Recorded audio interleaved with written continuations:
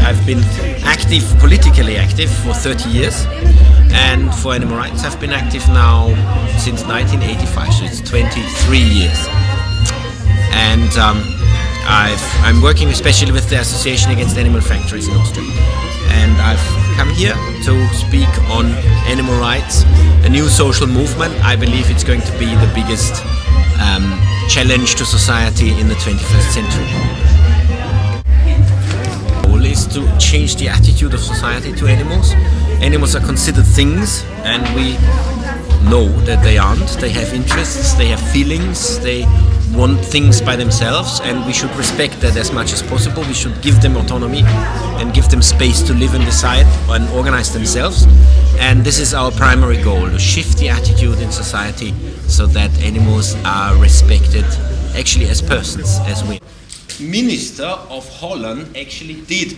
On the 12th of February last year, he came to Austria at the University of Vienna. He gave a talk and he said the biggest challenge is going to be the animal rights movement. He actually said that in the 20th century it was the movement against exploitation of blacks, anti-racist movement, the feminist movement, and now in the 21st century it's going to be the animal rights movement that is going to be the biggest challenge for society, or the biggest movement that does the challenge towards society. And he a little later, there was a conference of pig farmers, and I went to this conference and listened to them, what they were saying, and they also had invited the agricultural minister of this province in Austria. And he actually quoted the Dutch minister. It was just a week later.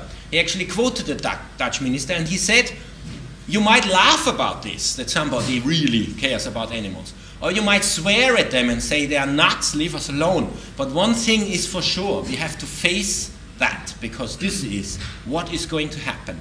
This is what he said. And actually, of all those things that they were discussing, what is the biggest challenges for their trade, producing pig meat, pig flesh, in the next 50 years, they said, is going to be animal welfare. They have now already so and so many restrictions.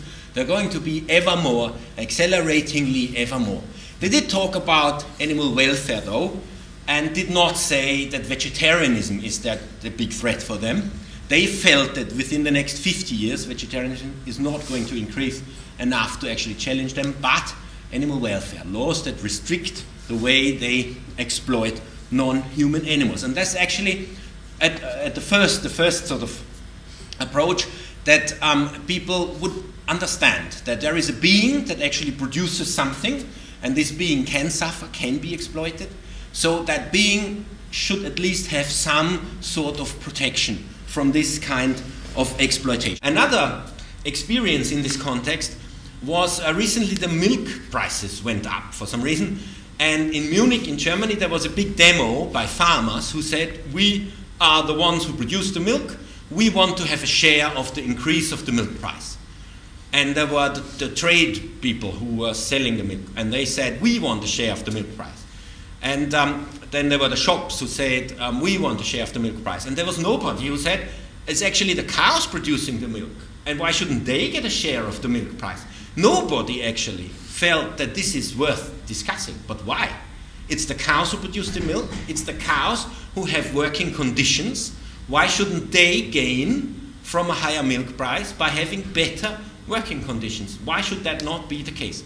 There's actually no reason why that shouldn't be. And this is not for the first time that we come up with this idea. It's actually old. Leonard Nelson, for example, who is a German philosopher and also a socialist and also a social reformer, who did also participate at least in preparing Nazi resistance. He died before it, and he established this international social collective that ran a network of vegetarian restaurants for anti-Nazi resistance.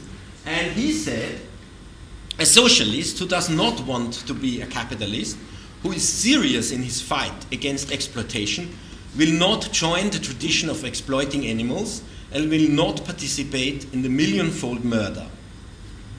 Either you fight exploitation or you leave it.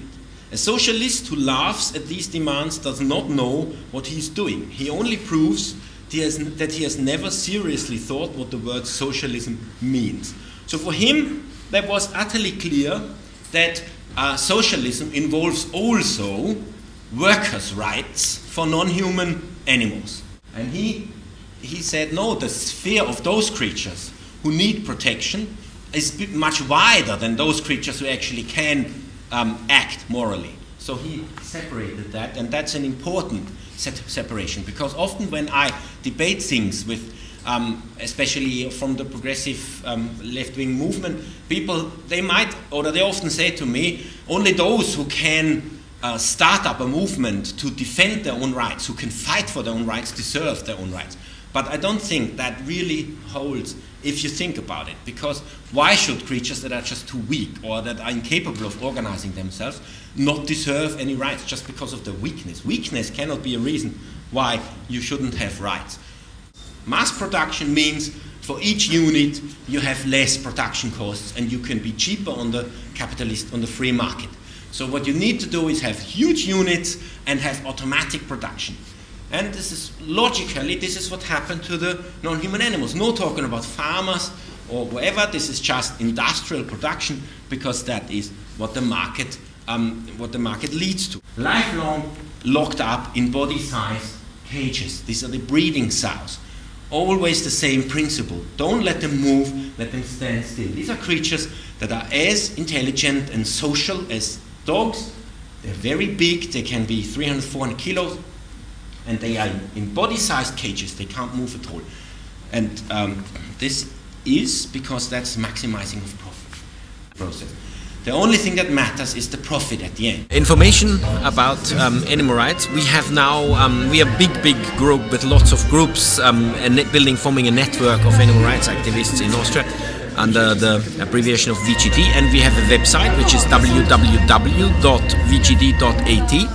And this website, since recently, is also in English. There's activists who translate stuff or write things in English, articles, web news, and there's lots of information there on the activities we do and on animal exploitation and also world news. Okay. Help doing this. I mean, the first thing is always start in your own life. Start changing the way you live and the way you are, and try to make sure that you do not live off others, exploit others. And in the context of animal rights, that obviously means stopping using any animal products, and we call that vegan. That means not eating meat, fish, but also not dairy products or eggs. Also not use leather and fur, and try to avoid cosmetics and medication that is based on animal experiments. Not go into animal circuses in zoos, and not go hunting, obviously, and these things. It sounds like a huge amount of things, but actually if you organize your life you find it very easy, and there are substitutes for anything, and life is very comfortably and luxuriously easy as a vegan. Thank you very much. Radost Obrata, in sicer smo ga nadaljevali danes z gostom dr.Martinom Balluchom, ki nam je dolgoletnim aktivistom z področja pravic živali, hkrati tudi predsednikom Avstrijske organizacije za pravice živali, VGT, ki nam je predstavil gibanje za pravice živali kot novo družbeno gibanje in največji izziv 21. stoletja. Po predavanju smo si ogledali film z naslovom Jill's Film o britanski aktivistki Jill Phipps, ki je leta 1995 bila ubita med protestom proti prevozu živih živali.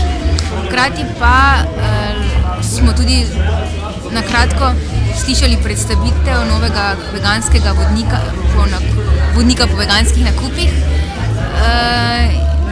in tudi imeli priložnost pokusiti odlične veganske jedi. Radost Obrata pa se bo nadaljeval in vračal tudi marca, in sicer 3. in 4. marca z obiskom People's Global Actions, se pravi, gre za inicijativo aktivistov, mednarodna inicijativa na globalni ravni bori proti diktaturi elit in njihovim institucijam, ter hkrati bodo spregovorili o svojih pogledih na trenutne politične razmere v svetu. Torej 3. in 4. marec, ponovno v dvorani Gustaf v Pekarni, People's Global Action, v okviru Radosti Obrata.